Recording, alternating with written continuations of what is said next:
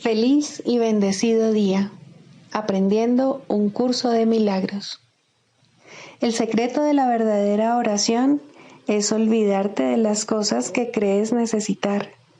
Pedir algo específico es igual que ver el pecado primero y luego perdonarlo. Del mismo modo, al orar pasas por alto tus necesidades específicas, tal como las ves, y las dejas en manos de Dios. Ahí se convierten en los regalos que le haces, pues le dicen que no antepondrás otros dioses a Él, ni que quieres otro amor que el suyo. Este libro es un comienzo, no un final.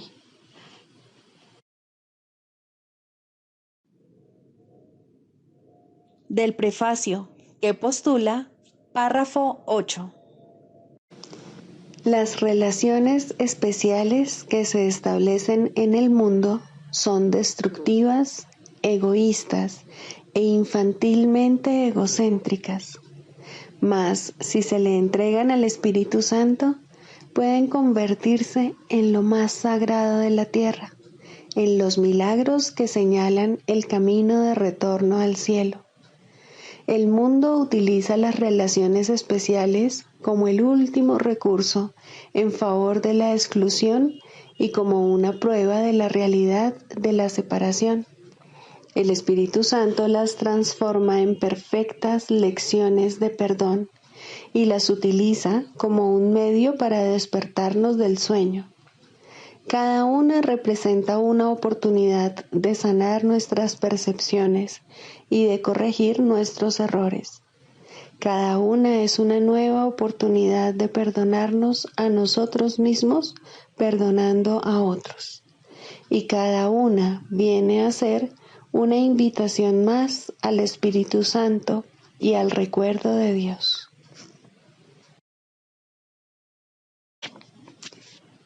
Introducción.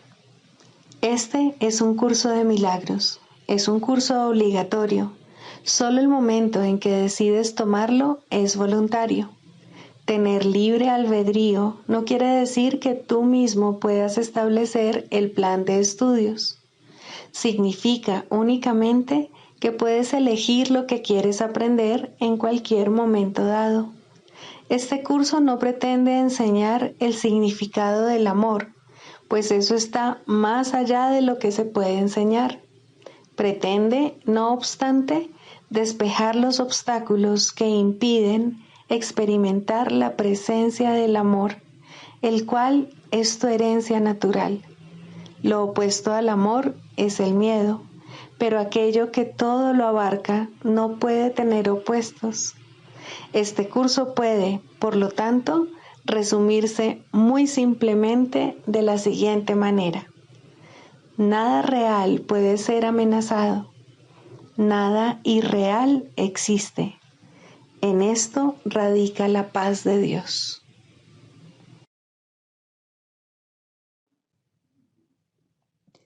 Capítulo 1. El significado de los milagros. Primero, principios de los milagros. Principio 5. Los milagros son hábitos y deben ser involuntarios. No deben controlarse conscientemente. Los milagros seleccionados conscientemente pueden proceder de un falso asesoramiento.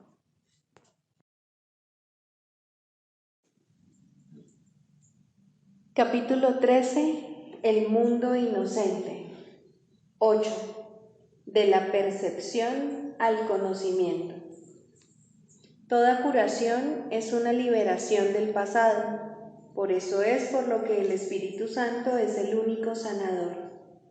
Él enseña que el pasado no existe, hecho este que pertenece a la esfera del conocimiento y que, por lo tanto, es imposible que nadie en el mundo sepa. Sería ciertamente imposible permanecer en el mundo gozando de tal conocimiento, pues la mente que sabe eso a ciencia cierta, sabe también que vive en la eternidad y no utiliza la percepción en absoluto. Por lo tanto, no se detiene a pensar dónde está, ya que el concepto dónde no significa nada para ella. Sabe que está en todas partes de la misma manera en que lo tiene todo y para siempre. La diferencia palpable que existe entre la percepción y el conocimiento resulta muy evidente si consideras esto. No hay nada parcial con respecto al conocimiento. Cada uno de sus aspectos es total y, por lo tanto, ningún aspecto está separado de otro. Tú eres un aspecto del conocimiento al estar en la mente de Dios, quien te conoce. Todo conocimiento te pertenece, pues en ti reside todo el conocimiento. La percepción, aún en su expresión más elevada, nunca es completa. Incluso la percepción del Espíritu Santo, la más perfecta que puede haber, no tiene significado en el cielo. La percepción puede extenderse a todas partes bajo su dirección, pues la visión de Cristo contempla todo en la luz. Pero no hay percepción, por muy santa que sea, que perdure eternamente. La percepción perfecta, pues, tiene muchos elementos en común con el conocimiento, haciendo que sea posible su transferencia a él. El último paso, no obstante, lo tiene que dar Dios, porque el último paso de tu redención, que parece estar en el futuro, Dios lo dio ya en tu creación. La separación no ha interrumpido la creación. La creación no puede ser interrumpida. La separación no es más que una formulación equivocada de la realidad que no tiene consecuencia alguna.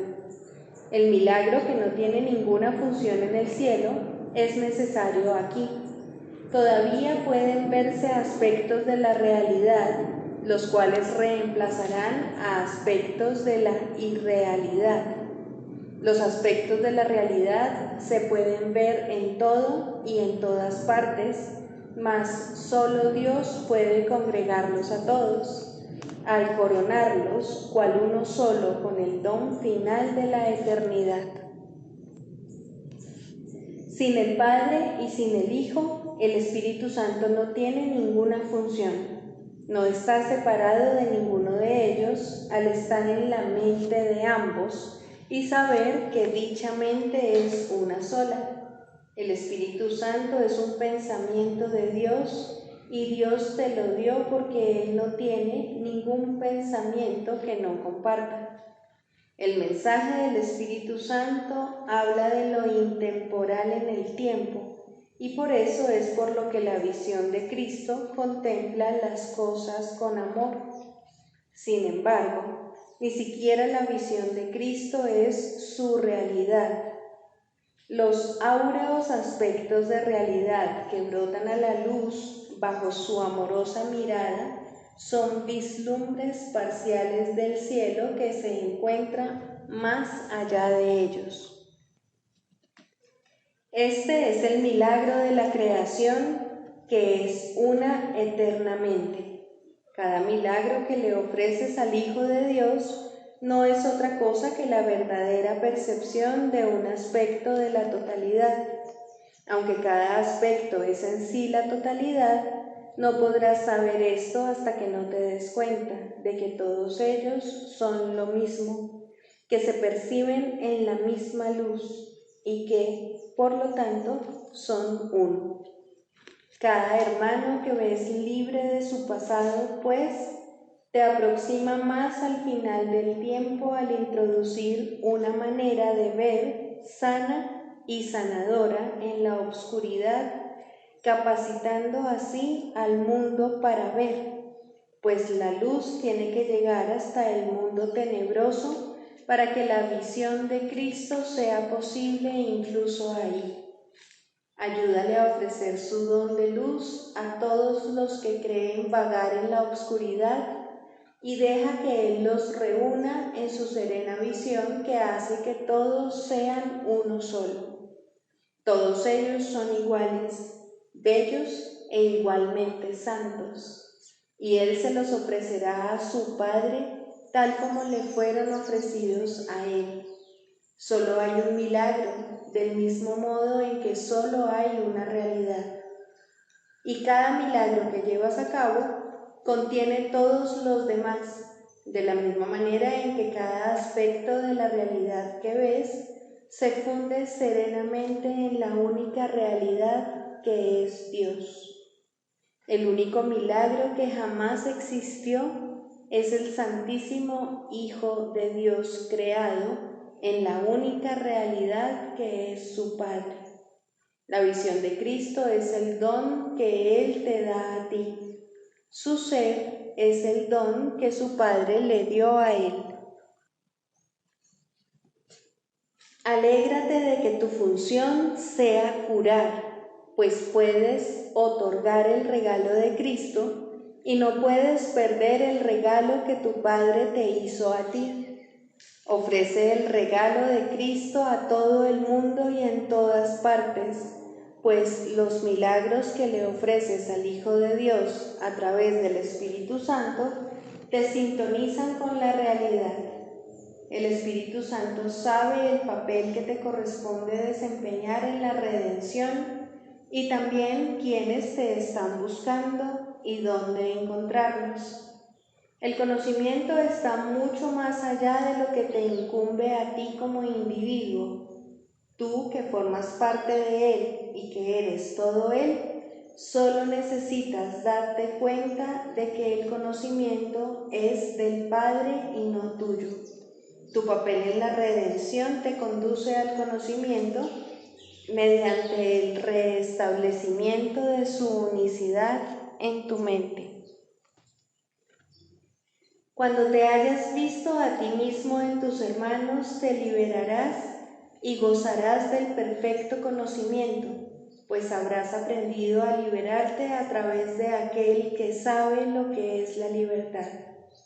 Únete a mí bajo el santo estandarte de sus enseñanzas y conforme nos hagamos más fuertes, el poder del Hijo de Dios cobrará vida en nosotros y no excluiremos a nadie ni dejaremos a nadie solo.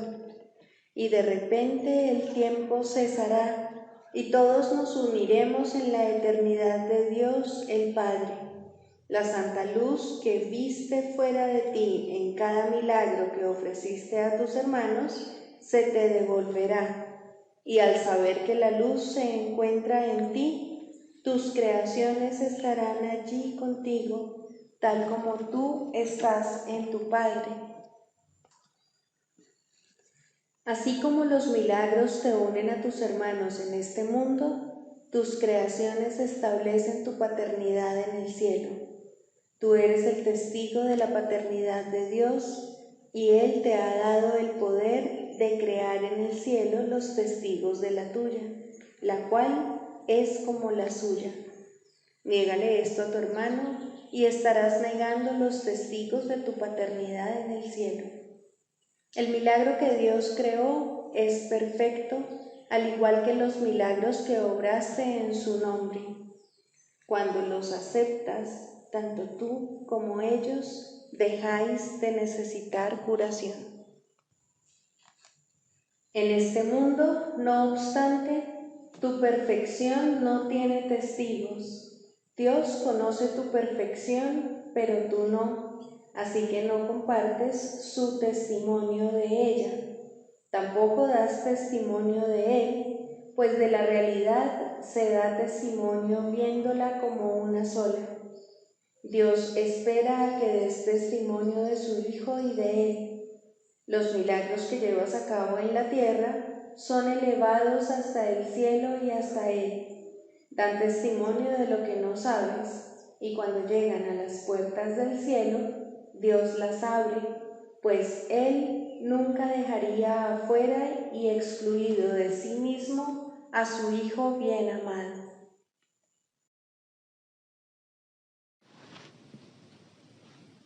Libro de ejercicios, lección 178.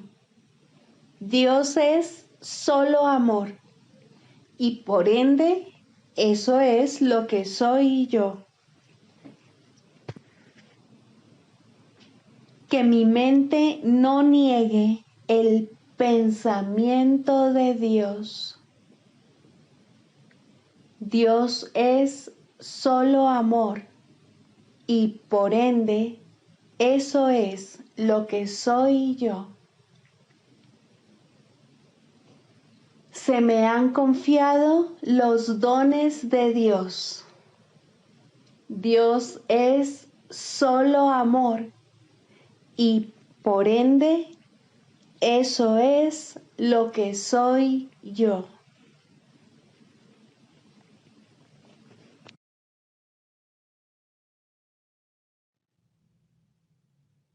Del Manual para el Maestro, pregunta 4. ¿Cuáles son las características de los maestros de Dios? 7. Generosidad. La palabra generosidad tiene un significado especial para el Maestro de Dios. No es el significado usual de la palabra. De hecho, es un significado que tiene que aprenderse, y aprenderse muy bien. Al igual que todos los demás atributos de los maestros de Dios, esta se basa, a fin de cuentas, en la confianza, puesto que sin confianza nadie puede ser generoso en el verdadero sentido de la palabra.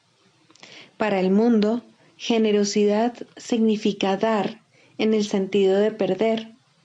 Para los maestros de Dios, generosidad significa dar en el sentido de conservar. Se ha hecho hincapié en esta idea a lo largo del texto, así como en el libro de ejercicios, pero tal vez sea más extraña para el pensamiento del mundo que muchas de las otras ideas de nuestro programa de estudios.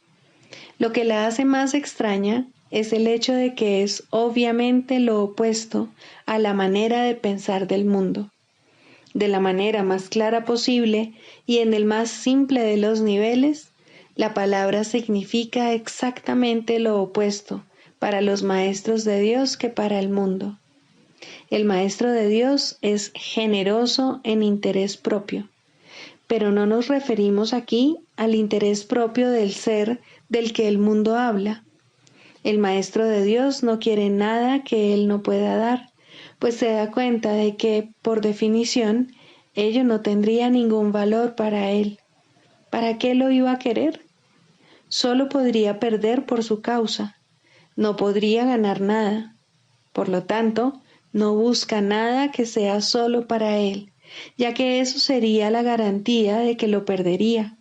No quiere sufrir, porque entonces iba a querer buscarse dolor, pero sí quiere conservar todas las cosas que son de Dios y que, por ende, son para su Hijo. Esas son las cosas que le pertenecen. Esas sí que las puede dar con verdadera generosidad, conservándolas de este modo para sí mismo eternamente.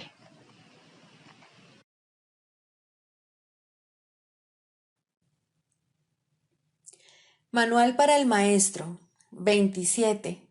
¿Qué es la muerte? La muerte es el sueño central de donde emanan todas las ilusiones. ¿No es acaso una locura pensar que la vida no es otra cosa que nacer, envejecer, perder vitalidad y finalmente morir? Ya hemos planteado esta pregunta anteriormente, pero ahora debemos examinarla con mayor detenimiento. La creencia fija e inalterable del mundo es que todas las cosas nacen para morir. Se considera que así es como opera la naturaleza y ello no se debe poner en tela de juicio, sino que debe aceptarse como la ley natural de la vida.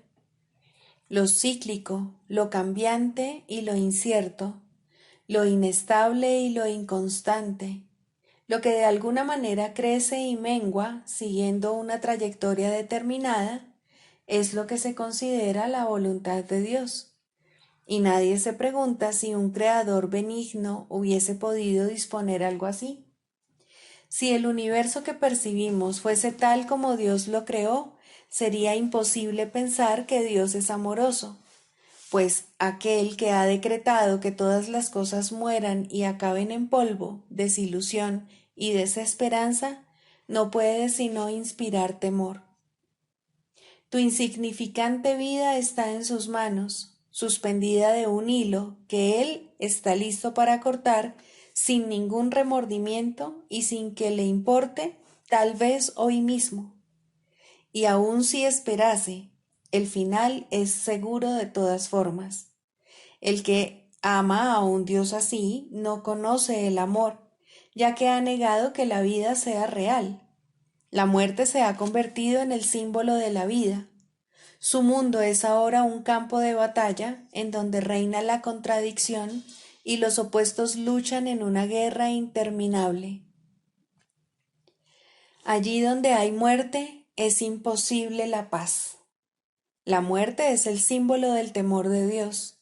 La idea de la muerte oculta su amor y lo mantiene al margen de la conciencia, cual un escudo puesto en alto para bloquear el sol. Lo siniestro de este símbolo basta para demostrar que la muerte no puede coexistir con Dios. La muerte presenta una imagen del Hijo de Dios en la que ésta acaba descansando en paz, en los brazos de la devastación, donde los gusanos lo esperan para darle la bienvenida y así prolongar un poco más su propia existencia gracias a su muerte. Mas los gusanos están igualmente condenados a morir, y de esta forma todas las cosas viven gracias a la muerte. En la naturaleza, el devorarse unos a otros es la ley de la vida. Dios está loco y solo el miedo es real. La extraña creencia de que una parte de las cosas que mueren puede seguir existiendo separada de lo que muere, tampoco proclama a un Dios amoroso, ni vuelve a sentar las bases para que se tenga confianza. Si la muerte es real para una sola cosa, la vida no existe. La muerte niega la vida, pero si la vida es real, lo que se niega es la muerte. En este caso no puede haber transigencia alguna. O bien existe un Dios de miedo, o bien uno de amor. El mundo intenta hacer miles de transigencias al respecto y tratará de hacer 1000 más. Ni una sola puede ser aceptable para los maestros de Dios, ya que ninguna de ellas sería aceptable para Dios. Él no creó la muerte, puesto que no creó el miedo. Para él, ambas cosas están igualmente desprovistas de sentido. La realidad de la muerte está firmemente arraigada en la creencia de que el Hijo de Dios es un cuerpo, y si Dios hubiese creado cuerpos, la muerte sería ciertamente real. Pero en ese caso, Dios no sería amoroso. Ningún otro punto ilustra en forma tan clara el contraste que existe entre la percepción del mundo real y la del mundo de las ilusiones. Si Dios es amor, la muerte es, de hecho, la muerte de Dios. Y por lo tanto, su propia creación no puede sino temerle. Dios no es su padre, sino su destructor, su vengador, no su creador. Sus pensamientos son aterradores y su imagen temible. Contemplar sus creaciones es morir. El último enemigo destruido será la muerte. Por supuesto que sí. Sin la idea de la muerte no habría mundo. Todos los sueños acabarán con éste. Esta es la meta final de la salvación, el fin de todas las ilusiones. Y todas las ilusiones nacen de la muerte. ¿Qué puede nacer de la muerte y tener vida? Por otra parte, ¿qué puede originarse en Dios y morir? Las inconsistencias, las transigencias y los ritos que el mundo fomenta en sus vanos intentos de aferrarse a la muerte y al mismo tiempo pensar que el amor es real, no son más que necios trucos mágicos que no tienen sentido ni eficacia. Dios es eterno, al igual que todas las cosas creadas en Él. ¿No ves que de no ser así, Él tendría un opuesto y el miedo sería tan real como el amor? Maestro de Dios, tu única tarea puede definirse de la siguiente manera. No hagas ningún trato en el que la muerte sea parte integrante de él. No creas en la crueldad, ni permitas que el ataque oculte la verdad de ti. Lo que parece morir tan solo se ha percibido incorrectamente y se ha llevado al campo de las ilusiones. De ahí que tu tarea sea ahora permitir que las ilusiones sean llevadas ante la verdad. Mantente firme solo en esto. No te dejes engañar por la realidad de ninguna forma cambiante. La verdad no cambia ni fluctúa, ni sucumbe ante la muerte o ante la destrucción. ¿Y cuál es el final de la muerte? Nada más que esto, el reconocimiento de que el Hijo de Dios es inocente ahora y siempre. Nada más que eso, pero no olvides que tampoco es menos.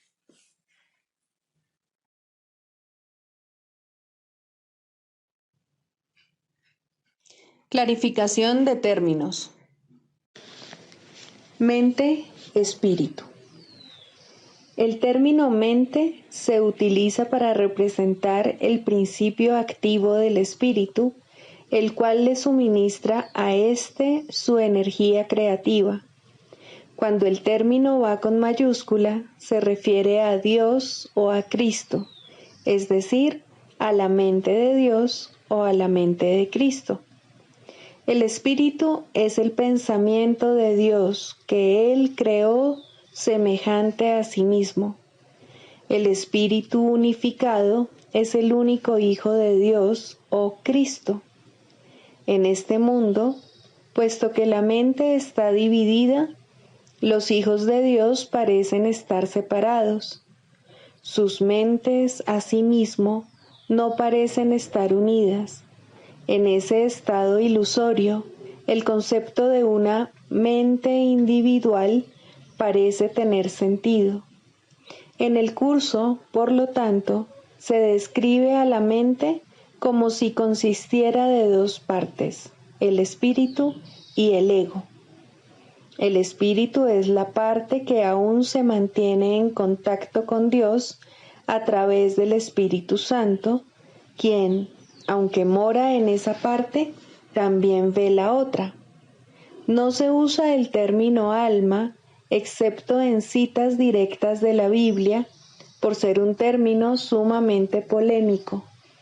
En cualquier caso, sería un equivalente de espíritu, entendiéndose que, al formar parte del ámbito de Dios, es eterna y nunca nació. La otra parte de la mente es completamente ilusoria y solo teje ilusiones. El espíritu conserva su potencial creativo, pero su voluntad, que es la de Dios, parecerá estar cautiva mientras la mente no esté unificada. La creación continúa imperturbable porque esa es la voluntad de Dios. Dicha voluntad está siempre unificada y por lo tanto no tiene significado en este mundo, no tiene grados ni opuestos. La mente puede gozar de rectitud o estar errada dependiendo de la voz que escuche. La mentalidad recta escucha al Espíritu Santo, perdona al mundo y en su lugar ve el mundo real a través de la visión de Cristo. Esta es la visión final, la última percepción, la condición en la que Dios mismo da el paso final. Ahí, al tiempo y a lo ilusorio les llega su fin. La mentalidad errada escucha al ego y teje ilusiones, percibe el pecado, justifica la ira y considera que la culpabilidad, la enfermedad y la muerte son reales. Tanto este mundo como el mundo real son ilusorios, pues la mentalidad recta simplemente pasa por alto o perdona lo que nunca ocurrió. Por lo tanto, la mentalidad recta no es la mentalidad uno de la mente de Cristo, cuya voluntad es una con la de Dios. La única libertad que aún nos queda en este mundo es la libertad de elegir, y la elección es siempre entre dos alternativas o dos voces. La voluntad no está involucrada en la percepción a ningún nivel y no tiene nada que ver con el proceso de elegir. La conciencia es el mecanismo receptor, el cual recibe mensajes tanto del plano superior como del inferior, del Espíritu Santo o del ego. La conciencia tiene niveles y puede cambiar drásticamente de uno a otro, pero no puede trascender el dominio de lo perceptual. En su nivel más elevado, se vuelve consciente del mundo real y puede ser entrenada para hacer eso cada vez con mayor frecuencia. Sin embargo, el hecho mismo de que tenga niveles y de que pueda ser entrenada demuestra que no puede alcanzar el conocimiento.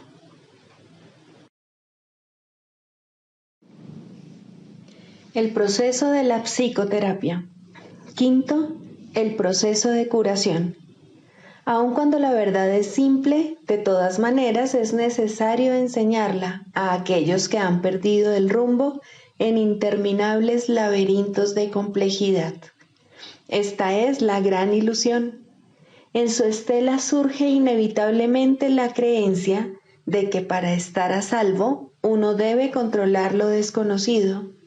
Esta extraña creencia depende de ciertas pautas que nunca llegan hasta la conciencia. En primer lugar, se produce debido a la creencia de que existen fuerzas que se deben vencer para que uno pueda incluso estar vivo. Y luego parece como si estas fuerzas solo se pudiesen mantener a raya mediante un inflado sentido de uno mismo que mantenga oculto lo que realmente se siente y busque elevar las ilusiones a la luz. Recordemos que los que acuden a nosotros en busca de ayuda están severamente atemorizados. Lo que creen que los ayudará les hará daño. Lo que creen que les hará daño es lo único que los puede ayudar. El progreso se vuelve imposible hasta que el paciente es persuadido de invertir para cambiar completamente su tergiversada manera de ver el mundo, su tergiversada manera de verse a sí mismo. La verdad es simple. No obstante, debe enseñarse a aquellos que creen que los pondría en peligro. Debe enseñarse a aquellos que atacan cuando se sienten amenazados y a aquellos que, por encima de todo, necesitan la lección de la indefensión para mostrarles lo que es la fortaleza. Si este mundo fuera ideal, tal vez podría haber una terapia ideal. En un estado ideal, no obstante, la terapia no tendría ningún propósito. Hablamos de una enseñanza ideal en un mundo en el que el maestro perfecto no podría permanecer por mucho tiempo, y el perfecto psicoterapeuta es tan solo el tenue destello de un pensamiento aún no concebido. De todas maneras, hablamos de lo que se puede hacer para ayudar al demente dentro de los límites de lo posible.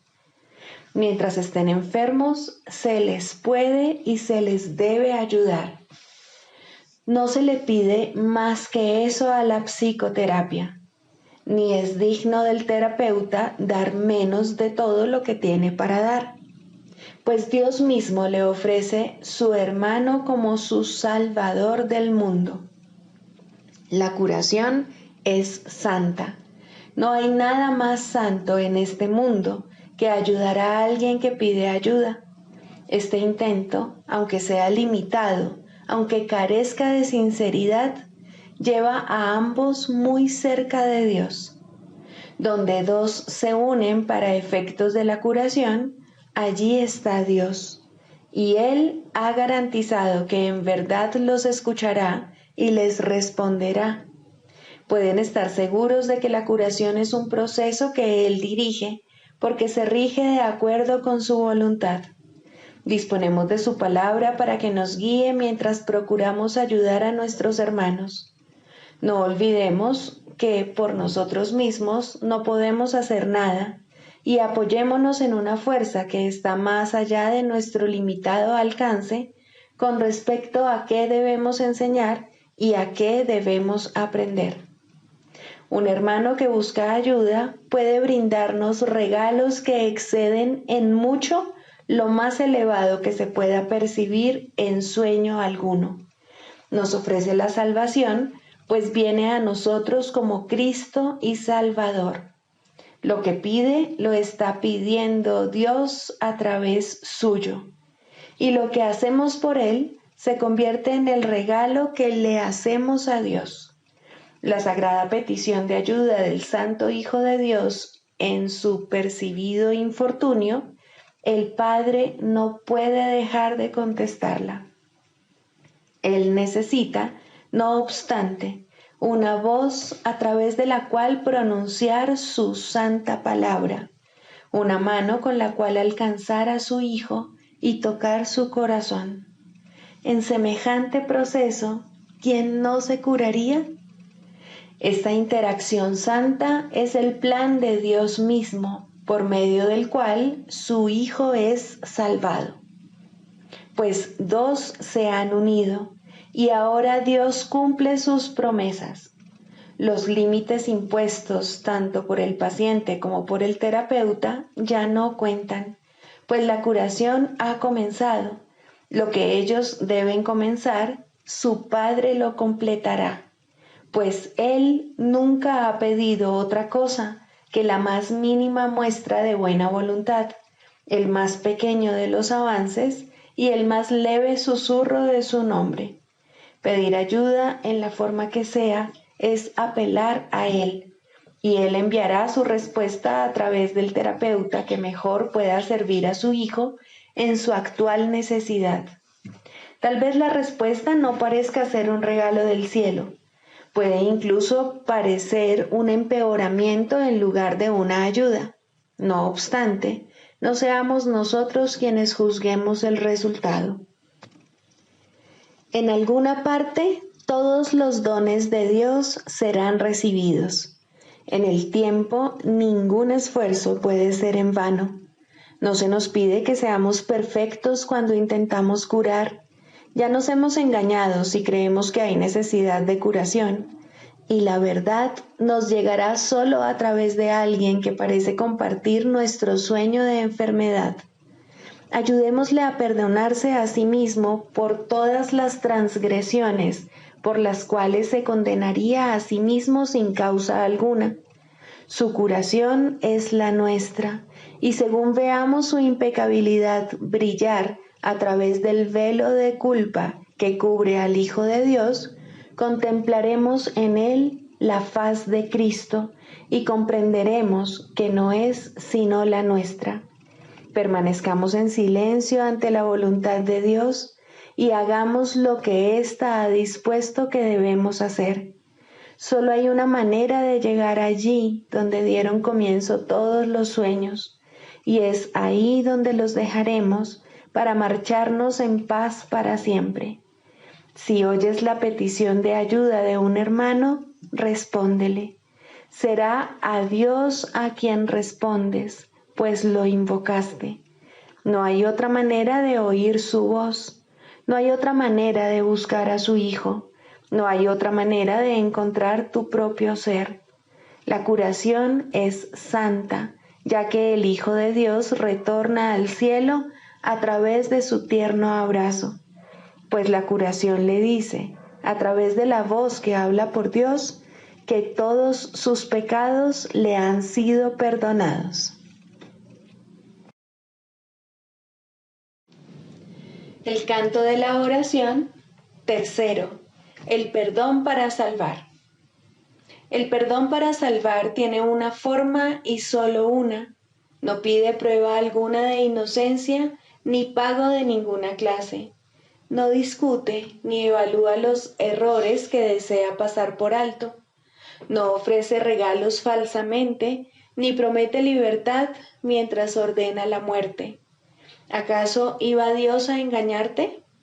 Él solo te pide que tengas confianza y la buena voluntad de aprender cómo llegar a ser libre.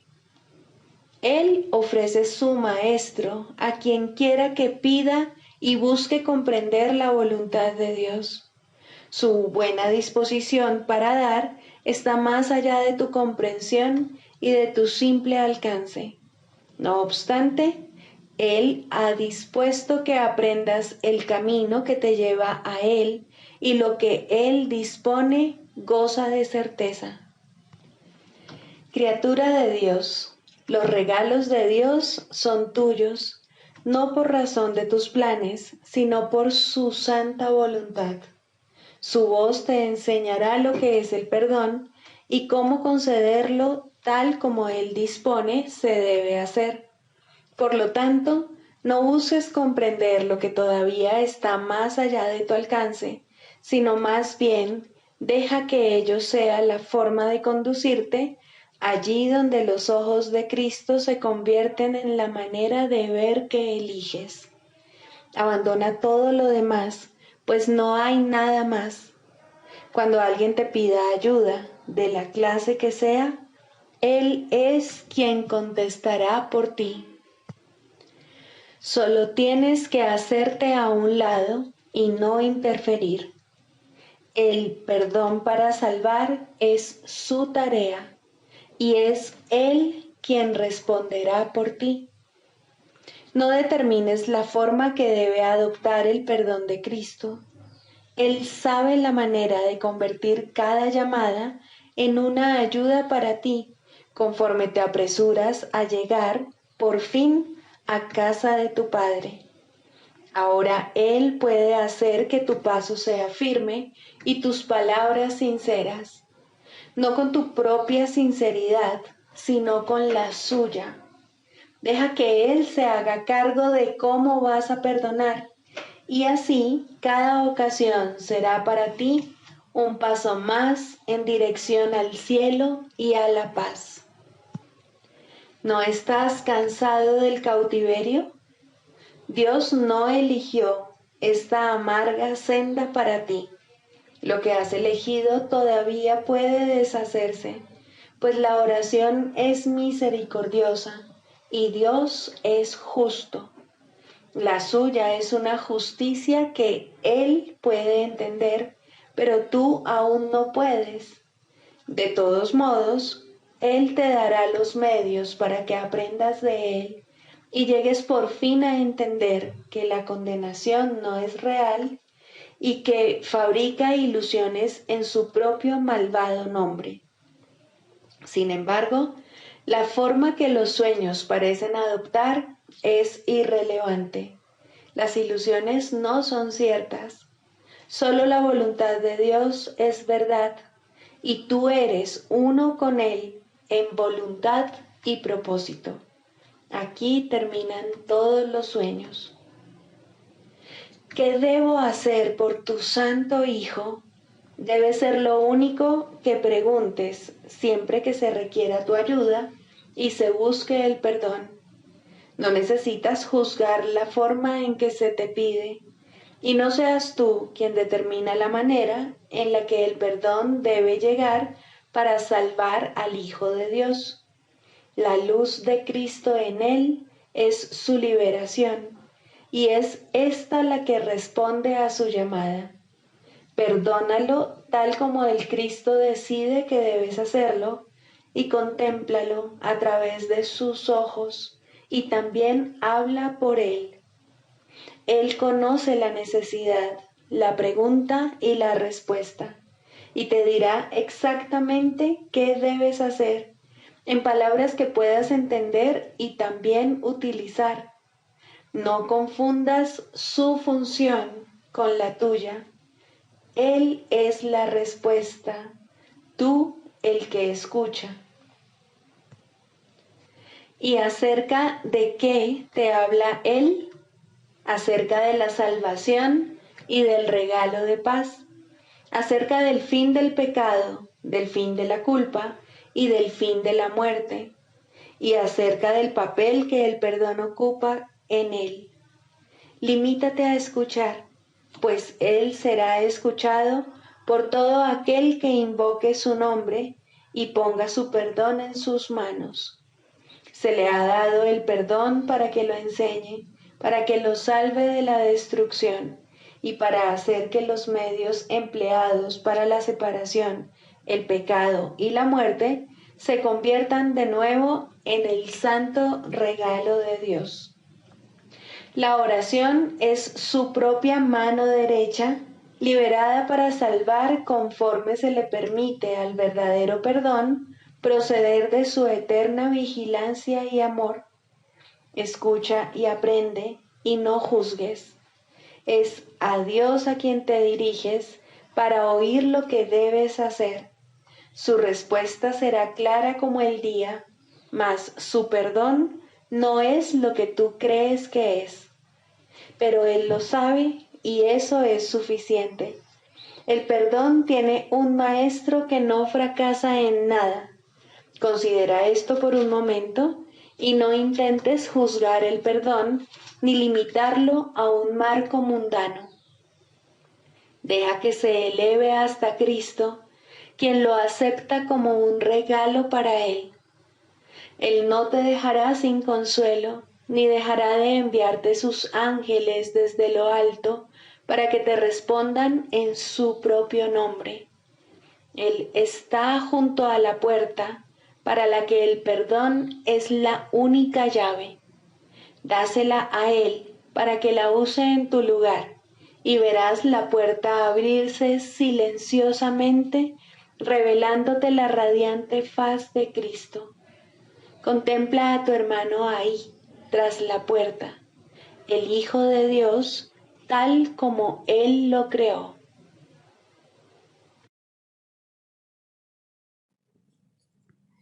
Sigamos a Jesús haciendo del perdón algo tan natural como respirar y algo tan vital como el aire. Amén.